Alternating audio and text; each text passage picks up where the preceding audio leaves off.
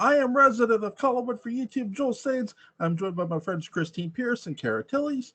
We're here to talk Dark Shadows 1795, episode 366, I think. I'll get it right, I think.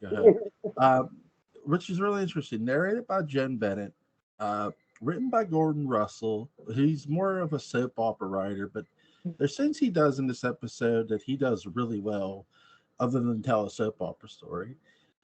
In this episode, you have Jonathan Frid, Alexander Molkias, Sharon Linz, who's not playing a ghost for once. She's playing Sarah's alive.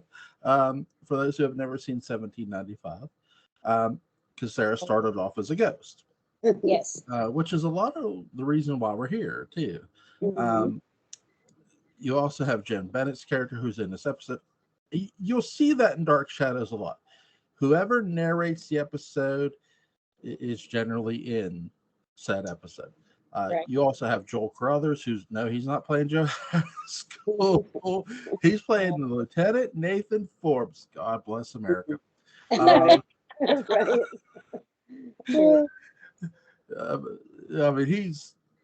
I love just how he is in this episode. But I have so many questions. I don't know where to start, but I'll start here. With Gordon Russell, he's a very good, again, soap opera writer, and I just mentioned that, but how underrated is he as like not just a storyteller, but somebody who builds suspense and terror? I mean, the way he does it reminds me of greats like Stephen King does and how David Lynch does. Like they don't just write a scary story, they make a scary universe, and like it just feels like you just go into their world, and that's what that feels like. I love that. Is an excellent answer. Yeah. And the fact that he is more of a soap sorry, my brain doesn't work. Soap opera-y writer, but he's also fitting into the gothic horror, the gothic soap opera part of it. It's not just Days of Our Lives, or it's gothic soap, and the fact that he just fits right in, he just scoots right in like a little round peg, and tells the story so well. I mean, underappreciated, appreciated writer for sure. Sorry, I'm like trying to make words. It's okay. This episode's directed by John Sedgwick. I do love what Gordon Russell does with Victorian winters. He makes her curious, like, where am I? What's Barnabas done to the old house? Mm-hmm. She doesn't realize where she is or what's happened. Right. I remember watching Wizard of Oz before watching Dark Shadows, and Wizard of Oz is an interesting movie, but I never found it scary even as a kid. Yeah. Like the Wicked Witch of the West, sure, she's creepy. But other than that, that's all they really had for me. She was more menacing than scary. Yeah, it's like that cackle, that laugh. It's like, there's something wrong with that lady. With this episode, they do Gordon Russell, John Sedgwick do a really good job of setting the pace for Alexander, and she does too. She's holding the Collins family history book. She has no idea where she is, and at first she's just curious. But that's sort of how terror somewhat starts. It starts with idle curiosity, and they do a really good job of setting that. What did you guys think? What did you ladies think of the opening? The opening was great. Like who knew that time travel was a thing, Yeah. And she, it takes her a long time to figure out what has actually happened to her. She's like, okay, Barnabas, stop. I don't know what you're doing, but stop. I'm freaked out. I was just in the drawing room and now I'm here. What is going on? And it just keeps going and going. And I just kept wondering, it's like, why did she not understand? But again, who knew that time travel was a thing, And it took her a while to realize that, I'm at Collinwood, but I'm not at the Collinwood that I know. And brilliant. I thought it was brilliant, you know, because it makes you think. It makes you go, what if that were me? You know, what would I do in that situation? I mean, at least it did for me. And it was funny because the second they flashed to 1795, Vicky's, you know, standing like kind of out in the field, looking at the old house. Yeah. And things just seem brighter. Like we don't get to see the old house in the daylight like that all the time. Yeah. And it just seemed brighter. And she's just very confused. Yeah. And even she was like, this house looks brand new. What? Yeah. It's like it's the same but different. Yeah. You know, and it took her a long time. Sorry, there's a cat crawling on the wall. Sorry. Knocking pictures over. It's okay. Lord have mercy. Yeah. Like be nice, kitty. Yeah. Troublemaker. But I mean, hang on, what were we talking about? Vicky. Oh, Vicky in the woods. So, you know, she's thinking, she's got this audible thinking to herself, and they're not telling you what happened. Like, all we have seen up until this point is Phyllis Wick sitting in her chair. Yeah. And so we're going, so where is Vicky? And then they flash to Vicky, and she's on the grounds. She's on the ground. So we assume, oh, she got thrown outside somehow, you know, and it's just, they did a really good job of making it feel different, but not coming right out and telling you what's so different, what happened, you know, and it takes a while to figure it out. So. Yeah. Jonathan Fred Barnabas, he comes out, he's dressed in 1795 attire, and she's like, Barnabas. He's my God. Like, yeah, he's like, who are you? How do you? And he asks in the most polite, most sophisticated manner I have ever heard. Excuse me, I don't think we've had the pleasure of meeting. And instead of, who the hell are you? We are not in the 60s anymore, Toto. We're not in the 60s anymore. There was a meme somebody had, I think it was years ago. Somebody had a meme of Victoria Winters, instead of the Collins family history book, she had the Book of the Dead from Evil Dead, which I found hilarious. Yeah. I'm like, yeah, that would definitely lead to some trouble. Yeah. Things would go. You wouldn't need Angelique for things to go south after that. Absolutely. But which I found funny. So with this episode, when Jonathan, I love what they do here, because here's people who have been working together all this time, and Jonathan, Fred, and Alexander, and everybody's got to pretend we have no idea who this woman is. Right. I think that is just such a neat acting tactic and trick that actors do a really great job of. Okay, I have to forget who you are. No problem. Yeah. How great were the actors and actresses of Dark Shadows? They were just so talented, right? Definitely. And when she starts meeting people that she assumes is someone else, the awkwardness that you feel is there. I don't feel like the chemistry of them working together forever was, it's not like, oh, I'm just pretending I don't know you. They actually seem like the awkwardness was there. Like, I don't know you, but I'm really trying to be nice to you, and it was brilliant. It was brilliant, especially between Jonathan Frid and then again with Joel Carruthers, he's acting all slimebally, like, ooh, she acts like she knows me. This could go somewhere, and it's not at all like the guy that we've seen him as up until this point. I thought it was great. But I can imagine how, maybe not necessarily hard, but how different it was for them to grasp out of nowhere. Dan Curtis is like, okay, we're gonna hop into the past. You guys are going to play totally different characters. Yeah. You're still Collinses, but you're going to be totally different. Yeah, so everything, I can imagine what was going through. Throw it out the door. Yeah, and we're starting all over. Right. I loved it. They pulled it off. It was great. Yeah, they did such a good job. That's what's interesting too. Because we don't get Laura Parker in this episode at all. So there's no Angelique yet. Right. But we do get Joel Carruthers, Lieutenant Forbes, and we know he's going to eventually be a heel, but he's a very flirtatious character. Yeah. And it's not the character he was playing at all in the 19, the normal timeline, where Victoria Alexander's character just came from. I'm thinking, what a great turn for Joel Carruthers to finally break out and be able to play something different. Absolutely. Yeah. You know, what did you ladies think of? Because I thought with it when I first watched this episode for the first time all those years ago, I'm thinking, where's Lewis Edmonds' character? Right. Yeah. That's something that sort of shocked me with this, like the opening of 1795.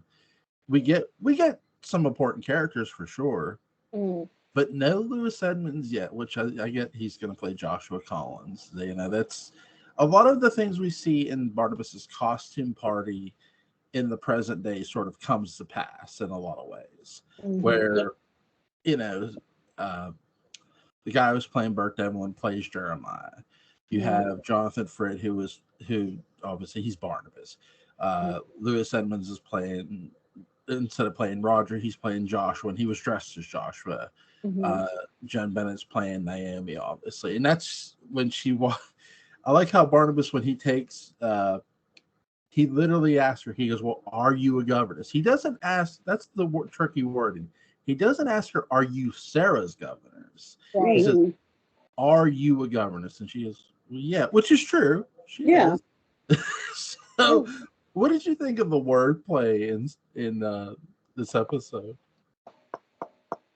First of all, I want to say, and you said it when we covered this on Between the Shadows, but this was Jonathan Fritt's moment to shine.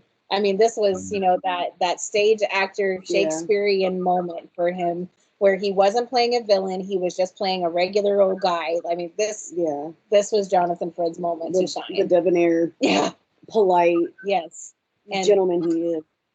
Like every word that came out of his mouth sounded like butter, and it was just like, you know. And the wordplay, I think Barnabas knew after a few minutes of talking with Vicky, I think he knew she was not Sarah's governess. Yeah. Oh, definitely. But on the off chance, are you a governess? Because Sarah says you are, you know. Yeah. So, and Barnabas was very, you know, he was interested in people who were clairvoyant, and he did like the occult, you know. So I think he just rolled with it. You know? I think it. Yeah. She obviously was harmless. So. She was harmless, and she seemed, you know, educated. So I mean, yeah. Sarah's drawn colored picture of the governor. Oh no! This is you. Right? I like that because it's sweet and innocent. You have this child who, oh yeah, I drew a picture of you, and I'm thinking, like, if they literally had this girl draw a picture of Alexander, I would have believed it. Yeah. They don't. They play it off as a very innocent sort of, and Alexander's like, yeah, that sort of does actually still look like me. Yeah, it does. It does. Yeah. What did you think of that? Is that just... Which makes you wonder, is Sarah a little clairvoyant herself? We discussed that. I mean, because you asked that question on the show, and I mean, there's certainly precedent for it. I mean, Collins has been talking to ghosts for hundreds of years, and keeps talking to ghosts for hundreds of years, you know. And so I think Sarah knew what was going to happen before it actually happened. Yeah, you know, like she knew that. I mean, because Phyllis Wick had dark hair too. But the drawing looked like Vicky, even down to the dress that Abigail was going to put her in. The little black bow in her hair. Yeah, so I mean, I think that Sarah had some idea. And I think that Sarah was a little bit clairvoyant too. I have to after dealing with David, I mean, that just kind of hit me immediately. It was just like, wow. I mean, it's not very far-fetched for me. No, it's not. It's not. Especially the Collins children have been talking to ghosts, you know, for a long time. So, yeah.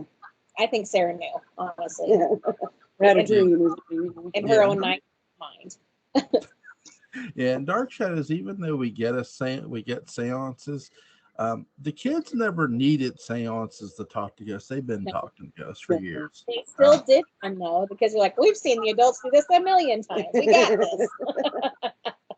When my son had a teacher coming to his home when he was a kid, when he was very small, he's like, hey, do you have this day available, this day available? He goes, I said, every day but Friday, and he can only come during the weekday.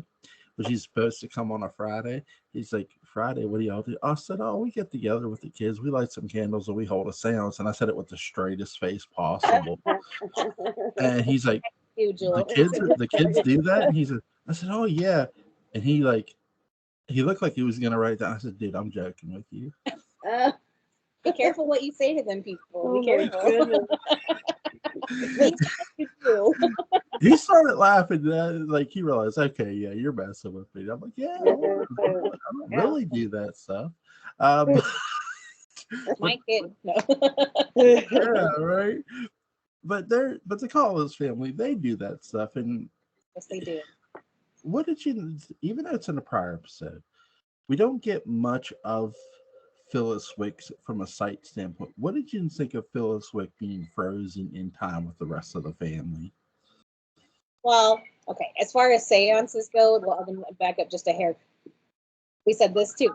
Like the Collinses, when they are out of answers, it's a seance. Yeah. Like always. Yeah. Like, especially if there's a ghost visiting. I mean, when Josette was visiting in the beginning saga, they had a seance. Now that Sarah's visiting, they have a seance because they're out of answers and they need answers. Yeah. And Phyllis Wick being like thrust in Vicky's. I love time travel. This has been well established, but like the temporal shift between Vicky and Phyllis Wick, it was like even though Phyllis Wick belonged in 1795, being brought to Vicky's time and Vicky taking her place, everything in 1968 surrounded Phyllis Wick, so she had to stay frozen. Yeah, and it just I've done a lot of thinking on this. I love time travel, but even though she belonged in 1795, once she got to 1968, that didn't matter. Yeah, she was in 1968, and blew my mind. I love it. I still hope they figure it out before I'm dead. So I really do. But definitely, yeah. That was a long-winded answer, but that's cool. That's the answer. That's my theory about why she stayed frozen and with everybody else, and Vicky, because Vicky didn't leave because she was from 1968, but she was in 1795. Yeah, you know, it was like because they tried to save Vicky at the hanging at the very end. Mm-hmm. At the very end, which Vicky, the whole reason to save Vicky, well, like that was their mission towards the end of that saga. Yeah, and I think some way somehow, whoever knew Phyllis Wick then, she was meant to be saved, and I think somehow it just happened to be that moment in time that Vicky traded places with that specific woman. I think I'm not explaining it very well. Here's what I think. I think if the clock in the Great Hall in 1968, if the clock hadn't started ticking again, Vicky would have died. And she would have gone back. Yeah. That's my theory. I don't have anything to base that on, which is what I think. But I think if the clock hadn't started ticking again and time hadn't, reset itself, I think she would have died in 1795. Definitely. That was a bunny trap. But yeah. Here's a question for you, Beth. Do you think time, because there are many characters in Dark Shadows, how Death is a character that we later meet in Mr. Best. The Devil was a character that we. So is time itself a character? Is time trying to pull Vicky back to her present day time? I think definitely. I think definitely time is a character in itself in that show, because when we think of Vicky and she was pulled back to her own time, and then when Jeff Clark showed up, and really he was Peter Bradford, 1795 pulled him back. Yeah, and when Barnabas went back to save Vicky, he willed himself back, but I think time was like, okay, yeah, I got you. I think it was a character on the show, a very unseen character, one that we probably wouldn't think about. Definitely, time was the character. Definitely, I definitely agree. Yeah, and time was on your side. I will give a shout out, and I will say this: when I was reading the Return of Dark Shadows John's story, he took Victorian Winters, and he gave her the ability to control her time travel abilities and allow her to go back willingly. Like she controlled it, no one. I'm like, that's different. It's different. Yeah. We're still trying to accept what was the word? She's still trying to accept the macabre and everything herself. Yeah. Yeah. That is an interesting when she went back with Peter Bradford, I don't think it was Peter Bradford's love for her that pulled her back. Time pulled her back. Yeah. And or it pulled Peter back, and he was hanging on to her. She was pulled back after he had gone. So I don't know. Just a theory, but well, there's this after I watched Dark Shadows, years went by. I had rented some books from the library. They were called the King series books, and they were about a family called the King family. And a lot of things happened to them. In short, so I don't want to give a long-winded answer.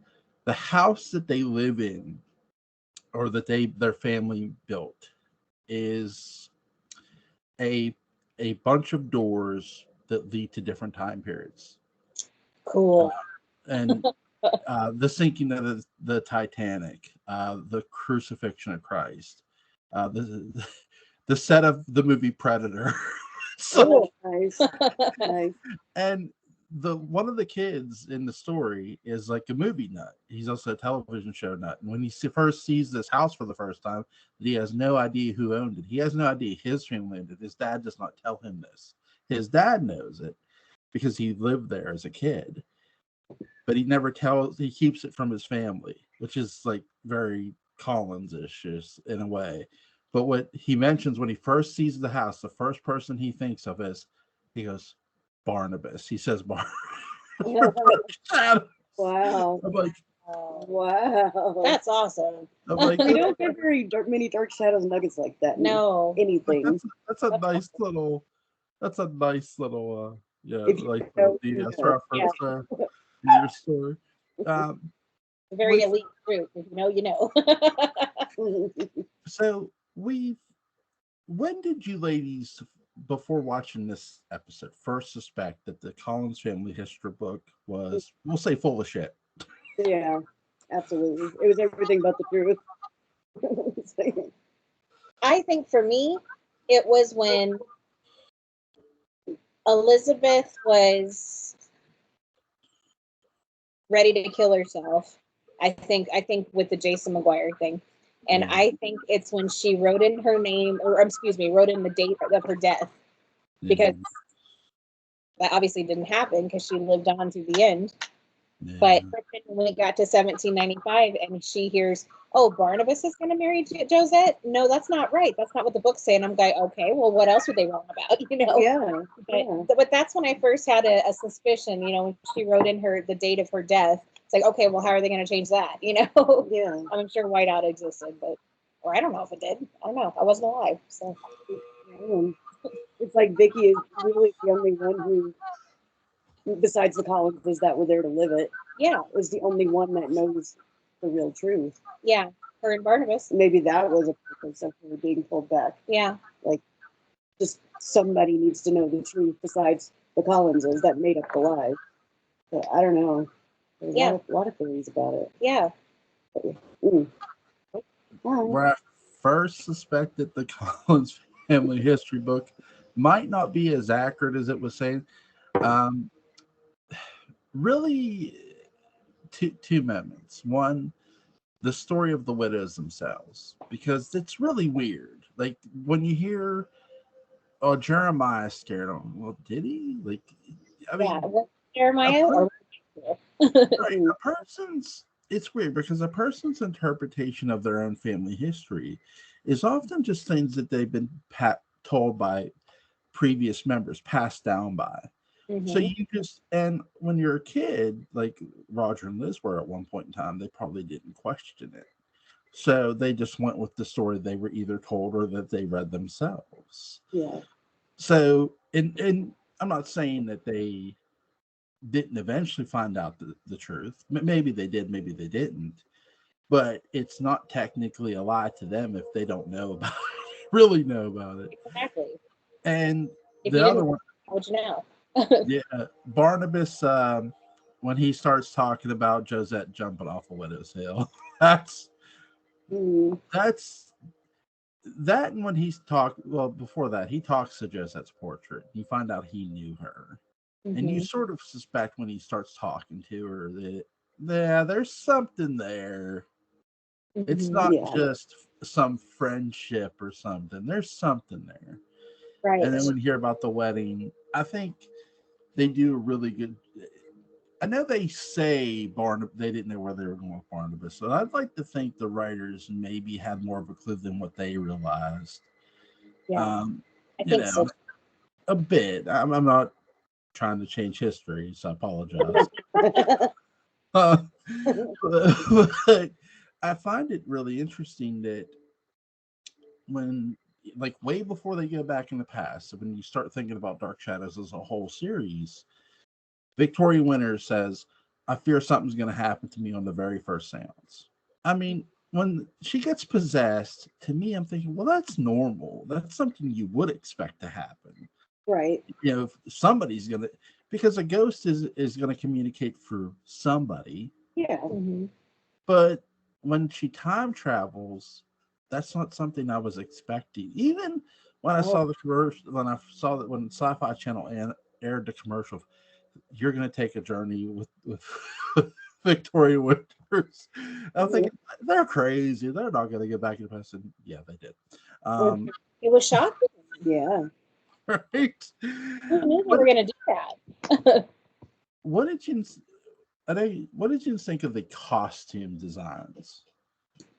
Oh, wow. It was beautiful. Yeah. Of 1795, I thought brilliant work, beautiful. And for those costumes specifically, I'm glad we had colored episodes by then. Yes, definitely. Like, because it just gave them just that more of glory and praise to the costume designers, because they were.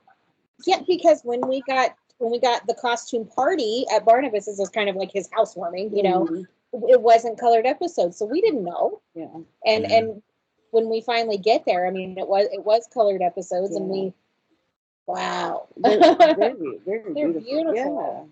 Yeah, I loved it. Like, it immediately tells you it's a period piece. Yeah. Like this, like I can't find anything like that at the costume shop. You know, I mean, it's one of a kind. One of a kind. Here in Pennsylvania, they have a store called Vintage Costumes. Yeah.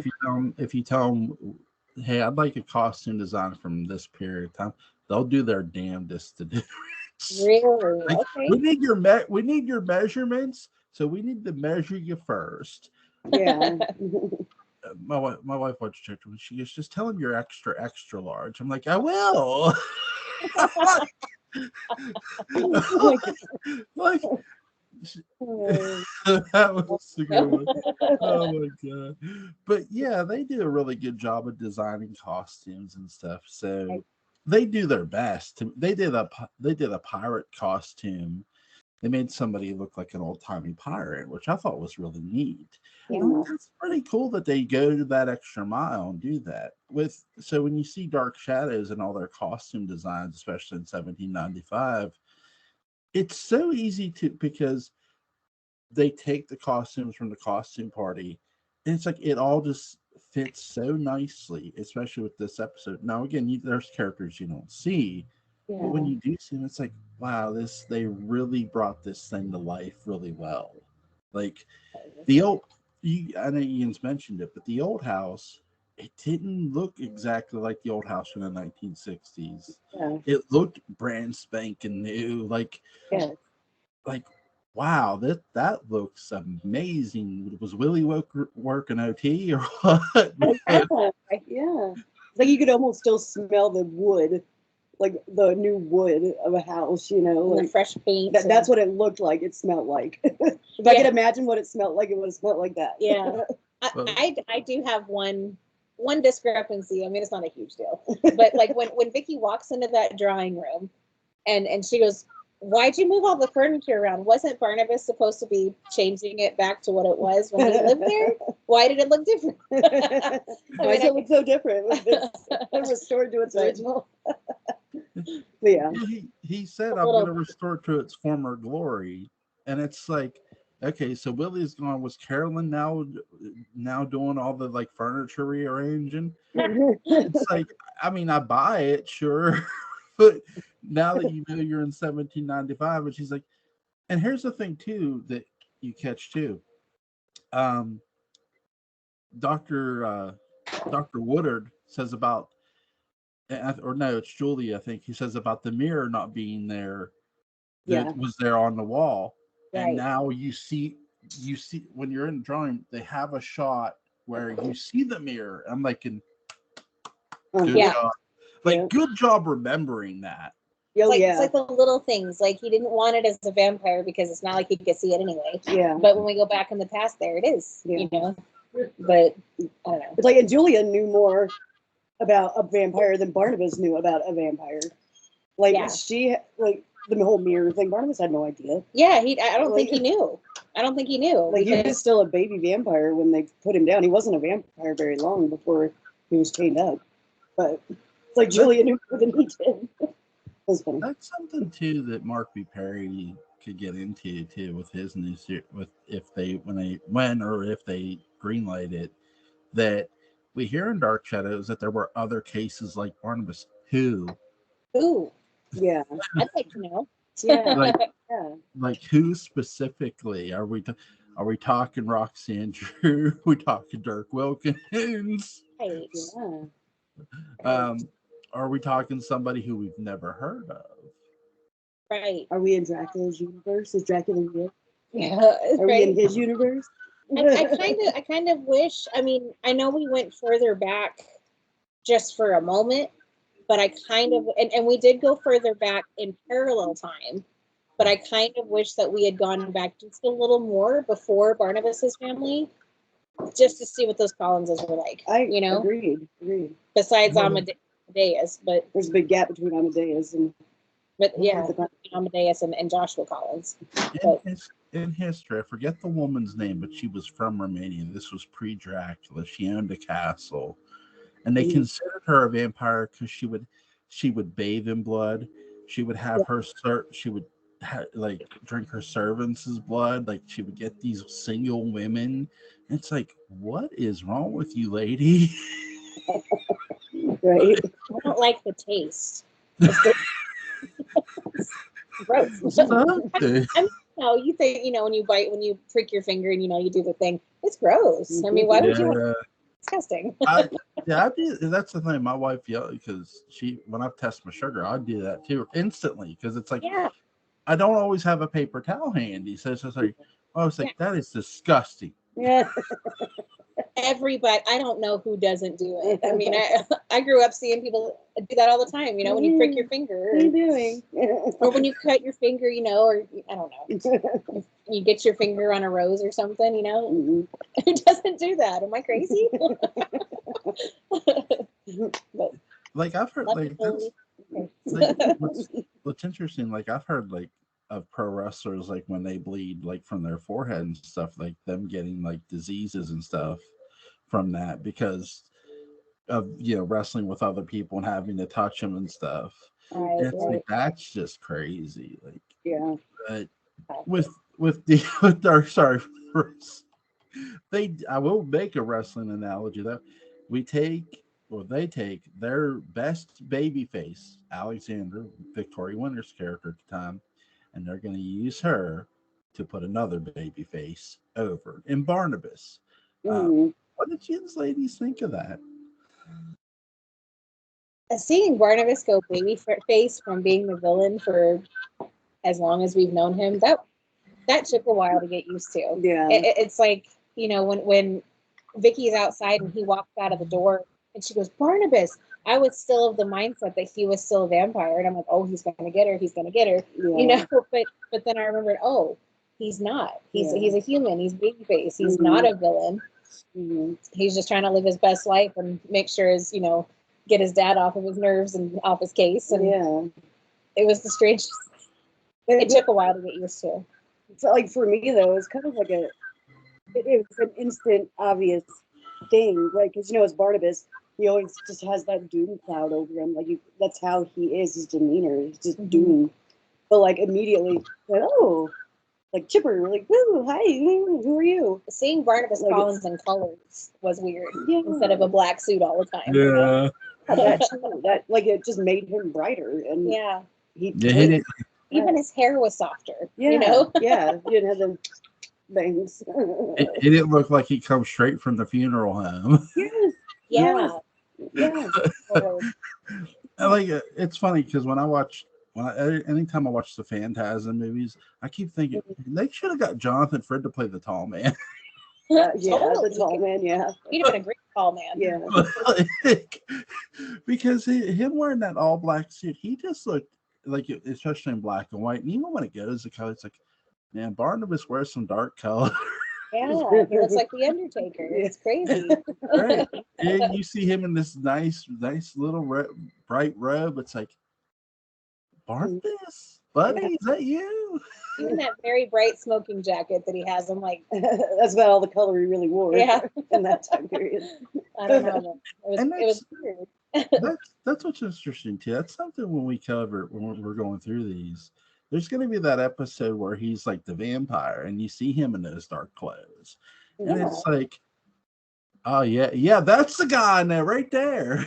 Yes. Yeah. Yes. Yeah. But Jonathan did a great job. I agree with you, Beth. He did a really great job transitioning from the heel to the baby face to. I mean, he's getting married, but he's not flirting with Victoria, but he's very kind to her. You know. He's very charming. Like he's just very polite, like you said. Very kind. I think Jeremiah Collins was also the same. I think even more kind than Barnabas. I know we're not there, but I mean, it makes you wonder: did Barnabas learn from Jeremiah instead of his father, who's very, very cold, as we soon find out? You know. I mean, we see that they are more than anything like brothers. Yeah. And that's what I like. Sorry, what they did in the revival, because they were brothers. They were brothers in the revival, and it just made sense. Yeah, it did. In the original, you can tell. Adrian Paul is Jeremiah Collins. Yeah, but yes. Did you know he's a sword master? Yeah. What was that? Adrian Paul, he's a sword master. He actually does do stuff with swords. Wow. Because when he was doing Highlander, that's how he learned. That's how he did that. When he did the Highlander series. Little fun fact for you. The more you know. No, I'm just kidding. Well, in my house, it's like, and knowing's half the battle. G.I. Joe. Right. I get that with my wife all the time. She looks at me, she goes, I watch that show too, okay? It's like, wait, you had all sisters growing up. She goes, I don't give a shit. I watch that show. I'm like, all right.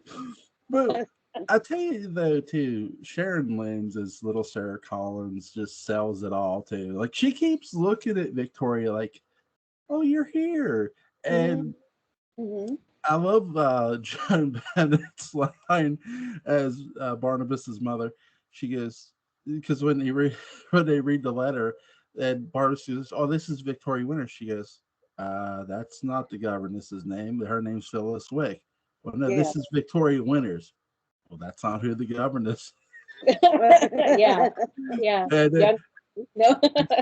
And that's what causes after hearing the shock of her life, where she hears that because Jen Bennett's character says, Nathan, would you read these wedding invitations out loud? And which I love. I love him reading in the year of our Lord 1795 that the Barnabas and Josette are going to be married, and you see Vicky's shocked too. Like, I mean, she's selling it all, Alexander's. What did you think of all that? Go ahead. Okay. That moment when she heard the 1790 year of our Lord 1795, I'm like, I wondered, I'm like, is that the moment she realized that she time traveled, or did she still not realize it until after the fact, or did she figure it out before? Like, I'm wondering, is that the moment she realized what had happened to her, you know? Yeah. Or, I don't know. She sold her butt off. She really did. She's sitting there and she's going, oh, and then closes her eyes, like so much so that Naomi's like, excuse me, what's wrong with you? You know? Yeah. But no, brilliantly done. But even then, like you said, like when she heard the year 1795, that's when she closed her eyes and was sitting there, and she still didn't believe it. She was like, "Oh, I need to wake up. Please wake up." Right. Oh my God. Right. But she, to a point, she still didn't believe it. I mean, but like you said, almost like telling herself to believe time travel. I mean, right. It's so out of this world. It's like she was almost like she was trying to convince herself, okay, you've had a good time, now wake up. Yeah. Quite a dream, wake up. Yeah. But I don't know if she even still realized it at that moment that what had happened to her, because she still thought she was dreaming, you know? Yeah. Somebody just needs to tell Vicky, hey, you haven't been to the local bar, you haven't been hitting the drinks, girlfriend. You were at a seance. Right? You haven't been hitting the whiskey, you haven't been hitting the beer. Like, you're okay.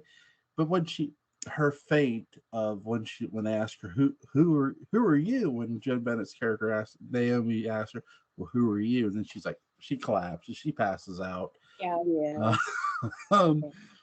I love the soap opera smack we get in this episode too. Yes. Convincing smack. I'll tell Vicky, hit him harder, just bam. Yeah. If you only knew what was in store for you from Nathan Forbes in the episodes to come, you probably would have hit him a little harder. Yeah. If you knew he sold you up the river knowing you weren't a witch. Like that slap age well. I would have time traveled. I would have took a VHS with me, and I would have showed Victoria Winters a tape of Shawn Michaels kicking Marty Jannetty in the face going through the barbershop window. I'm like, you do that. You see that move right there where he kicks him? You do that, girl. Yeah, right. He deserves it, trust me. I believe you could do something that athletic. I believe in you, girl. That would have been me. I'd have been giving her motivation. Are you sure I could do it? Yeah, you got this. Yeah. Joel Carruthers does really do a good job, because he's like, I'll be whoever you want me to be. Yeah. It's like, I don't know Joe, but I'll be it if you want me to be, you know.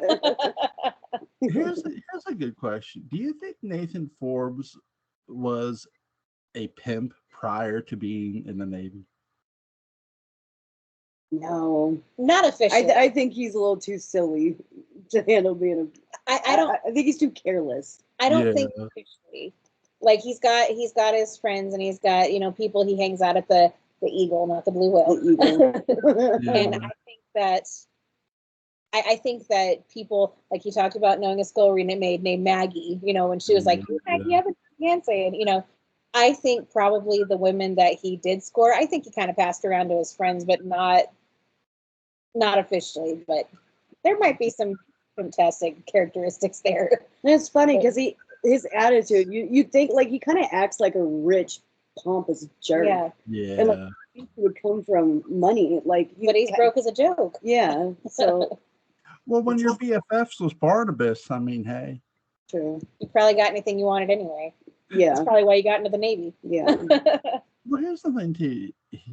I think he's just a really, really smooth ladies man, really. Absolutely. Yeah. And he's, I don't want to say Dennis Patrick's character, Jason, was a ladies man, because I don't think he was. No. But he's very smooth the way Jason McGuire was. Very he's not, because he doesn't start off as a heel or Joel Carruthers' character, to be clear. He doesn't start off as a heel in the first episode. He's very charming. He's talking to Vicky like a normal person. He's trying to figure out, well, who are you? Are you cousin Millicent? And he goes, oh, you don't know about the wedding. You can't be Millicent. Yeah. It's so funny, though. I think it's so funny that Nathan says, you kind of have the Collins family resemblance. It's like, okay, well, we knew that, but nobody ever said that. Mm-hmm. And now I just caught that the last time I watched it. I'm like, I see what you did there. Yeah. No, but she's not Millicent, but she is a Collins, Yeah. But they slipped that little jab in there. Yep. Mm-hmm. Yep. I love that. Mm-hmm. But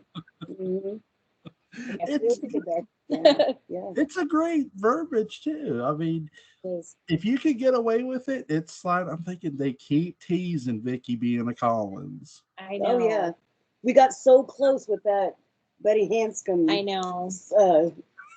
Era. We got so close to the truth. Okay, and Caleb Sayers, Sayers Collins.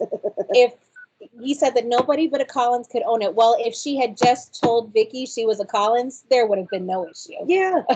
Yeah. There would have been no issue. Give me 1 Happy second. to your mom. Here's a house.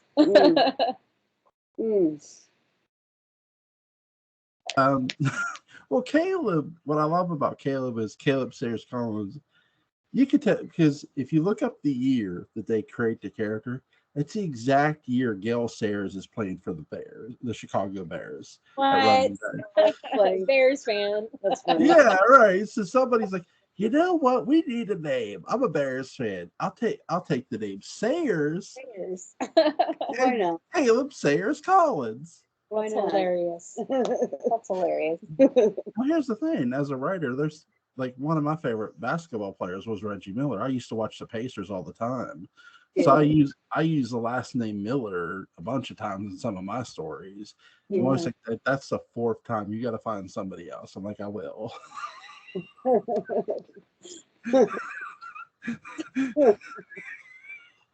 So I mean, everybody does like one of my you ever see Earl Campbell play football? No. Earl Campbell was this big bruising running back who was, God, I'm going to date myself with this age. The Houston Oilers. Yes, I said that. He was the running back for the Houston Oilers, and he would just run into defenders hard as he can and almost run through them. Yeah. Unfortunately, because of his playing style, he ended up in a wheelchair. But I'm like, what an athlete he was. Like, that's crazy that he did that to his own body. Yeah. But it's like, so when I once used the name Campbell, she goes, where'd you get that, Bruce Campbell? I said, no, Earl Campbell, honey. Earl Campbell. She goes, who's Earl Campbell? And I explained to my wife who Earl Campbell was. There's there are people who don't know who Otto Graham was. Like, he was a quarterback for the old Cleveland Browns way back in the heyday. Mm-hmm. But so sorry, I got off topic there on a tangent. I didn't plug in my laptop. Sorry. It's okay. What's you ladies' favorite scene in this episode? You go ahead. Unless I like how. Think about it. I mean, I like how Vicky was freaked out asking the questions, and then Barnabas takes her up to her room. And her demeanor kind of changes when Sarah comes in because she's a governess. She's great with kids. Right. And all of a sudden, Sarah is very soothing to her, Right. Like she's in her comfort zone. And she, the way she says things, she's not freaking out anymore. Sarah, I just don't understand. I don't understand why I'm here. And she's very calm about it. Way more calm than she was talking to the adults. And Sarah's just like, I know, Miss Winters, but you're supposed to be here in this picture, and it's just, I love that how Sarah calmed her, even as an alive child and not a ghost, Yeah. I mean, Sarah was still protecting at that point, even if she didn't realize it. I loved it. Yeah. So. I mean, honestly, I guess it's just the very beginning for me. Like when she gets there, and probably when she first sets eyes on Barnabas, and that all starts. Mm-hmm. Like, I love that whole interaction just in the very beginning. It sets the tone for what's coming for her, like the surprises that's coming to her. Like, and again, this is going to keep happening. Yeah, and they portrayed it very well, like we were talking about. Like they just played it so well. And I loved with Jonathan Frid and I think Laura Parker and Catherine Lee Scott. Like they came from I think Laura Parker said this in one of her interviews that she was basically fresh from the stage. Like when they pulled her onto the show, like she was pretty much brand new. Like she'd been doing stage, but you can totally see it in Dark Shadows. Because it was a one take too, that they just had one chance to do it and that was it. And you could just see the professionalism in these people portraying these actors. I wonder if that's why they chose so many actors who were on the stage before. Yeah, I mean, it's like watching a live theater. That's what Dark Shadows feels with me. It's like a live theater. I agree. I love it. I agree. But yeah, that first scene with Vicky flashing back, it just immediately we go right into it and it sets the tone. Yeah, I agree. It's probably my favorite. Beautiful. Beautifully done. What about you? I have two favorite scenes. Barnabas in the smoking jacket, because again, like you said, it's so colorful, and the conversation he has with Vicky. And I love me some Joan Bennett. So Joan Bennett looking right at Alexander's character, Victoria. Who are you? That's so good. Mm-hmm. Yeah. because when you think about her as Elizabeth and then her as Naomi, the illusion is now there. Like the illusion of her being Naomi for you as the audience member, when she even first walks in, is there, and she's introduced as who she is. It's like, oh my God, and here's Mrs. Star, it's Victoria, Mrs. Starter, and it's like, no, I'm not Mrs. Star. I don't know who that is. It's just what a great job by everybody. They just sold their asses off. Yeah. And was it in this episode where her name's Vicky? And they're like, Vicky? Or was that when Abigail came in? What kind of name is that? Well, Sarah. Well, I think the episode. Like, it's Victoria. Well, that sounds much better. No. Well, it was Sarah in this episode. She was like, Vicky, that's a funny name. And she's like, exactly. She goes, now that's a pretty name. Yeah. Even to the fact that they called her Vicky, it just wasn't proper. Yeah. It was crazy. Yeah. I like when my father-in-law, he goes, you can call me anything you want, just don't call me late for dinner. I'm like, that's I know that's right. That's fair. Is there anything you want to add about this episode before we go?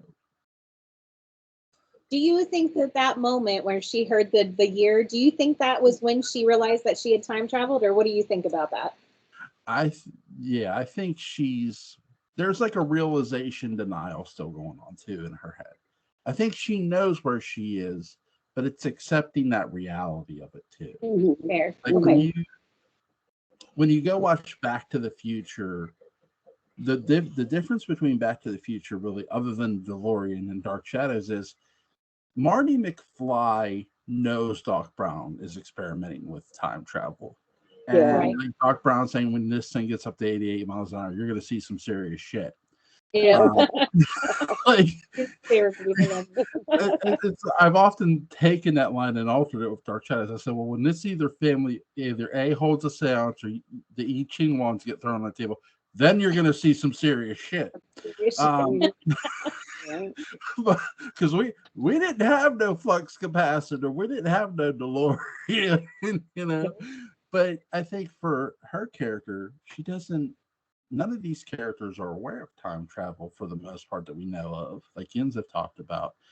And when you have somebody who is a very normal, down-to-earth person who yes, believes in ghosts because she's had that experience, but she has not had the experience of time travel. I'm sorry, I'm giving a long-winded answer, but she's sitting there, she hears the year, and she's telling herself, I'm going to wake up. I'm going to wake, like Enzo thought, I've had my fun. Okay, I'm ready to wake up.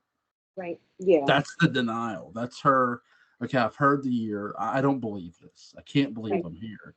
And she's not wrong for thinking that.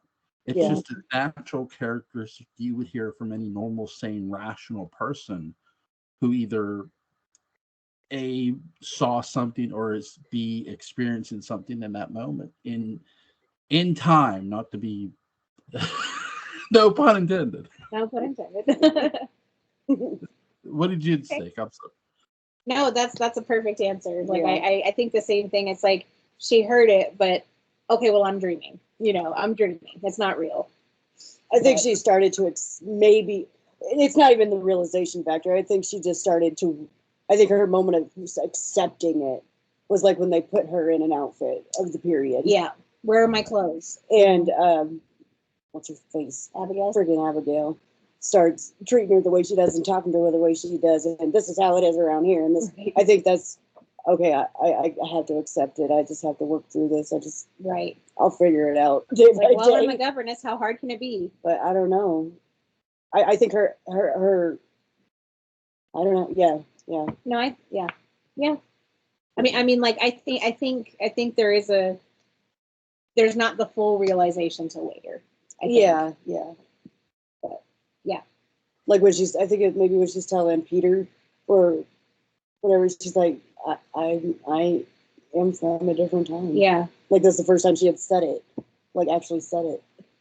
I feel like, didn't she say it to, did she say it to Jeremiah, or I can't remember. I think it's been a while since I've watched the saga. I can't remember, but I think she might have said something along the lines of Jeremiah, but still, yeah. I think that was a pinnacle moment of her realizing for sure. The thing She didn't is, even think about that. Jeremiah picks up that she lost somebody, and Victoria says about who she lost. The first time she mentions about time, like being time travel, is who it's in front of too, is another person who picks up on it, is Angelique. Yeah. She could just Why, of all the people to say about you, would Why you would say you it to that woman? No, yeah, I know. That's a Vicky girl. You gotta know when to be quiet. Yeah. Yeah. But I think there's a disbelief moment too for people. Like, for example, like when I was a kid, me and my brother saw something once. We were playing in my uncle's yard. Now, we didn't experience time delusion or anything. We were very young. And in my uncle's yard, there was this creek. And we got so tired, we decided to sit down. Instead of sitting down, we were kneeling. And the creek was easy to cross. You could easily just walk across it. There's very little water in it. My mom always told us, if you go beyond that creek, I will beat your asses. And so we didn't until we were teenagers, when we were allowed to, because my mother would back up her threat. And we're kneeling there as kids when we were very young, and we heard this stick. They snap. We look up. There's this man holding the stick. He's in a robe, and he's got second and third degree burns on his face, and he's looking right at me and my brother, locking eyes with us. And we're locking eyes with him. We were just frozen with fear, and we slowly got up, and then we ran screaming, and we're telling our mom what we saw, and she's like, show me. She's like going down there like, I'm like, we're like, no. And her one friend was with her. He come down with us and her. They went around and saw the footprints where the person was standing.